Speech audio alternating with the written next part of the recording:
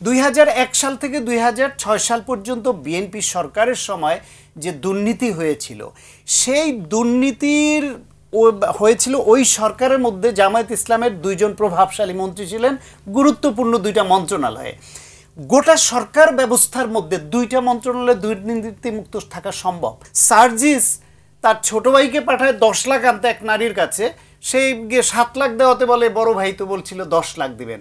সেই বড় ভাইটা যে সার্জিস, সেটাও প্রকাশিত হয়ে পড়লো। সেটা নিয়ে কোনো তদন্ত আমরা দেখলাম না, কোনো কিছুই দেখলাম না যে কেন এটা হবে। এরকম অভিযোগ হলে তো বিএনপিতে আমি একদম দায়িত্ব নিয়ে বলতে পারি সঙ্গে সঙ্গে বহিষ্কার করতো বা শোকজ করতো। সার্জিসকে তো করলো না। এই যে তারপর চাঁদা আনতে গিয়ে একটা পতিত স্বৈরাচার, তার বিপদগ্রস্ত নারী কোটার এমপি, সে পলাতক, তার হাজবেন্ড বাসায় আছে, পুলিশ নিয়ে ধরতে গিয়ে ভয় দেখিয়ে তারপর তার সঙ্গে এসে চাঁদাবাজির নিয়ে আসে, 50 লাখ টাকা দাবি করে 10 লাখ নিয়ে আসে, ধরা খেলো তারা। সারা দেশে সদ্য গঠিত 1 বছর হয় না এই দলটি হয়েছে, 6-7 মাস বয়সী একটা দল, তাদের ছাত্র সংগঠন যারা রক্ত দিয়ে দেশকে স্বাধীন করায় ভূমিকা রেখেছে, সেই সংগঠনের ছাত্র সংগঠন সারা দেশে কার্যক্রম স্থগিত রাখতে হয়। চুরি করলো কেন্দ্রীয় কমিটি, ধরা খেলো কেন্দ্রীয় কমিটি, জেলে গেল কেন্দ্রীয় কমিটি, আর স্থগিত করে দেয় সারা দেশের জেলা কমিটি। কেন্দ্রীয় কমিটি চোররা বহাল থাকবে, চোরদের যারা লালন পালন কর্তা তারা বহাল থাকবে, আর সারা দেশে স্থগিত করে দিল।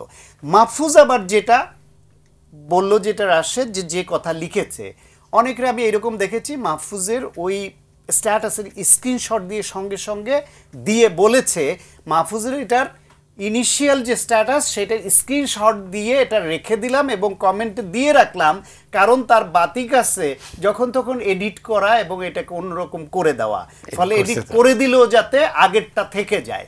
ফলে মাহফুজের মধ্যে আমি যাই হোক সমালোচনা মানুষকে থাকে, অতীতও দেখেছি মুক্তিযুদ্ধের প্রশ্নে বা এই দুর্নীতি বা সরকারের প্রশ্নে, আমি তার মধ্যে কিন্তু একটা সততা দেখি, কিন্তু তার কথায় সততা আছে। যেমন ধরেন 2001 সাল থেকে 2006 সাল পর্যন্ত বিএনপি সরকারের সময় যে দুর্নীতি হয়েছিল, সেই দুর্নীতির হয়েছিল ওই সরকারের মধ্যে জামায়াত ইসলামের দুইজন প্রভাবশালী মন্ত্রী ছিলেন, গুরুত্বপূর্ণ দুইটা মন্ত্রণালয়ে। গোটা সরকার ব্যবস্থার মধ্যে দুইটা মন্ত্রণালয়ে দুর্নীতিমুক্ত থাকা সম্ভব। গোটা সিস্টেম যদি আপনার কোনো না কোনোভাবে করাপ্টেড হয়, সেখানে দুইটা মন্ত্রণালয় থাকা সম্ভব। তাহলে সেই দুর্নীতির প্রত্যক্ষ বা পরোক্ষভাবে কোনো না কোনোভাবে তারা ভাগিদার। তারা কোনোদিন কিন্তু বলে নাই যে আমি পদত্যাগ করলাম, এই মন্ত্রিত্ব রাখবো না, এখানে দুর্নীতি হলে বা অনিয়ম হলে এইটা জামাতের দায় নিবে না, আমরা পদত্যাগ করলাম। 5 বছর ভোগ করেছে মন্ত্রিত্ব, 5 বছর সুবিধা ভোগ করেছে, নিজেদের লোকদেরকে সমাজ কল্যাণ মন্ত্রণালয়ের দায়িত্বে মন্ত্রী ছিলেন, বিভিন্ন জায়গায় পদায়ন করেছেন, সুবিধা দিয়েছেন, কাজ পাইয়ে দিয়েছেন, সব করেছেন। যখন 111 আসলো, জামায়াত ইসলাম হয়ে গেল দুধে ধোয়া তুলসী পাতা, আর বিএনপি হয়ে গেল একা দুর্নীতিবাজ সেই 111 সরকারের ইসে।